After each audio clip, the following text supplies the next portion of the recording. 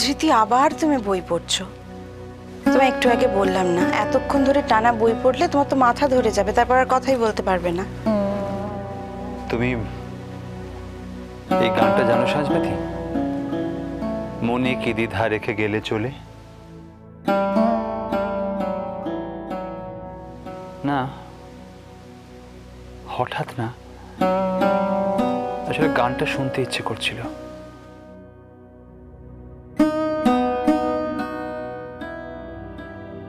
ধৃতি, বেছে বেছে তোমার এমন গানই কেন শুনতে ইচ্ছে করছে যেটা গাইলে অন্য লোকের শুনতে কষ্ট হতে পারে? না, আসলে এই গানটার একটা ইতিহাস আছে। এত বছর ধরে রবীন্দ্রনাথের গান শুনছি, কখনো কখনো তো একবার গেয়েওছি, কিন্তু গানটার ইতিহাসটা আমার জানা ছিল না। তুমি জানো সাজ? জানি। উনি শান্তিনিকেতন থেকে কলকাতায় চলে আসার সময়, মানে মারা যাওয়ার আগের কথা বলছি, তখন শেষবারের মতো চলে এলেন। তখন কলকাতায় আসার পর উনি যতদিন বেঁচে ছিলেন ততদিন আশ্রমের ছাত্রছাত্রীরা প্রত্যেকে নিয়ম করে গানটা রোজ গাইতো, প্রার্থনা সঙ্গীতের মতো করে। বললাম তো জানি এসব, কিন্তু হঠাৎ এই গানটা দিয়ে তোমার কি হবে এখন? না, রবি ঠাকুর তো অনন্য, বাঙালির ঈশ্বর, তার সাথে কারোর তুলনা চলে না। কিন্তু কি জানো, তার একটা অনুভূতির সাথে কোথাও যেন নিজেকে রিলেট করতে পারছি। উনি যখন চলে এলেন, বিশ্বভারতী ছেড়ে চলে আসছেন, সবাই তখন দাঁড়িয়েছিল, আশ্রমের ছাত্রছাত্রী, শিক্ষক, কর্মচারী, সবাই। উনি একবার পেছন ফিরে তাকিয়েছিলেন।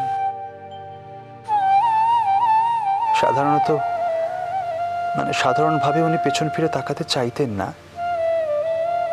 কিন্তু সেদিন তাকিয়েছিলেন, চোখ থেকে দুফোঁটা জলও পড়েছিল।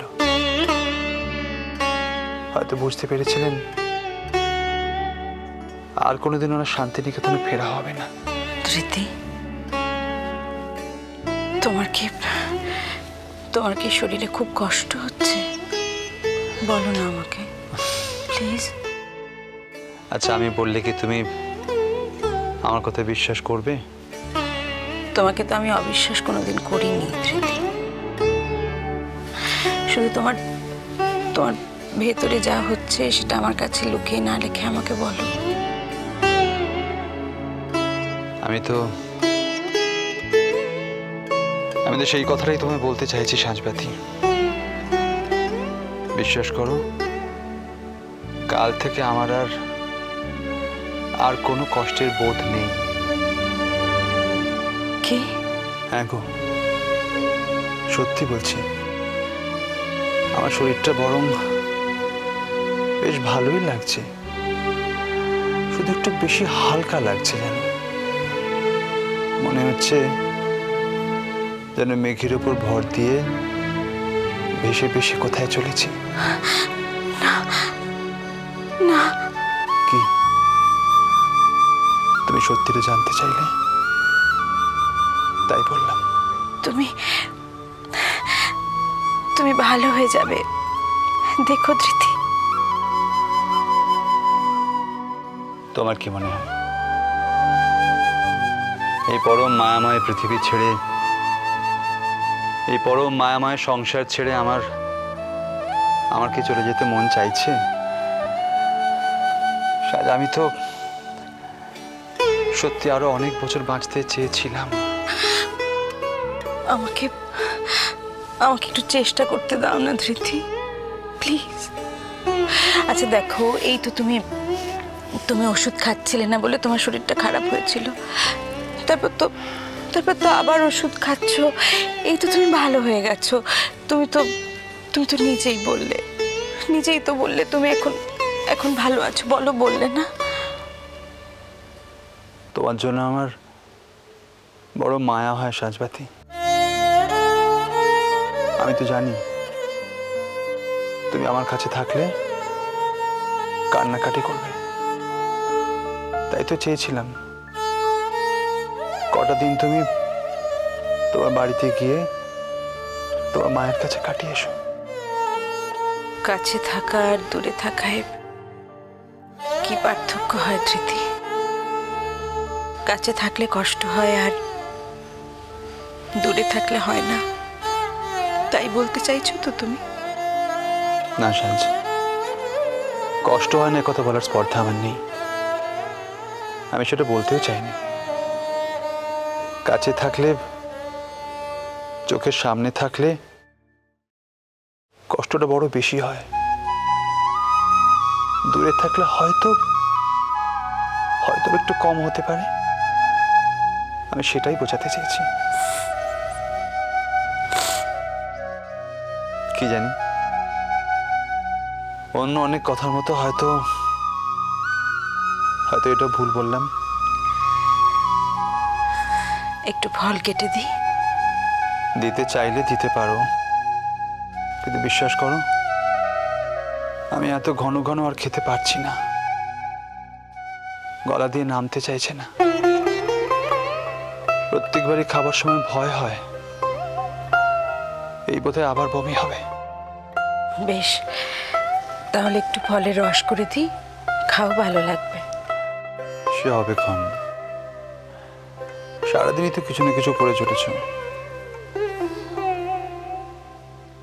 একটু বসো না আমার কাছে, থাকো না একটু আমার কাছে। আমি তো 24টা ঘন্টাই তোমার কাছে থাকতে চাই ধৃতি, প্রত্যেক দিন 24 ঘন্টা। প্লিজ বসো, প্লিজ একটু থাকো আমার কাছে প্লিজ। আচ্ছা সাজ, এরকম করলে চলবে? একটু তো কাজের কথাগুলো বলে নিতে হবে নাকি? আমার এখন কোনো কাজের কথা শুনতে ভালো লাগছে না। তাই বললে হবে? এখন না শুনলে পরে তো আর।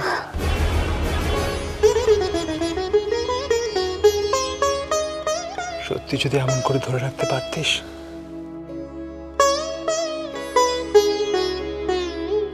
এক এক সময় কি মনে হয় জানিস সাজ, মনে হয় ছুট্টে মার কাছে চলে যাই, মাকে কি বলি, ও মা, মা মা আমি যাব না, মা আমি যেতে চাই না।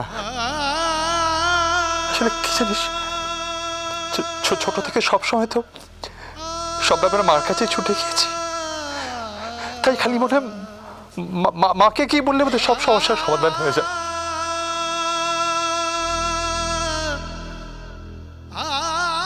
আমি জানতাম এই কথা বললে এমন সব কথা উঠে আসবে যেখানে কষ্ট পাওয়াটাই সার হবে না। তোকে আমি আর কোনো কথা বলবো না, কিচ্ছু বলবো না তোকে আমি আর। আচ্ছা সাজ, রূপুরা কোথায়? আছে, সবাই আছে। মিষ্টি কুটু মিষ্টি কুটু মিষ্টি কুটু।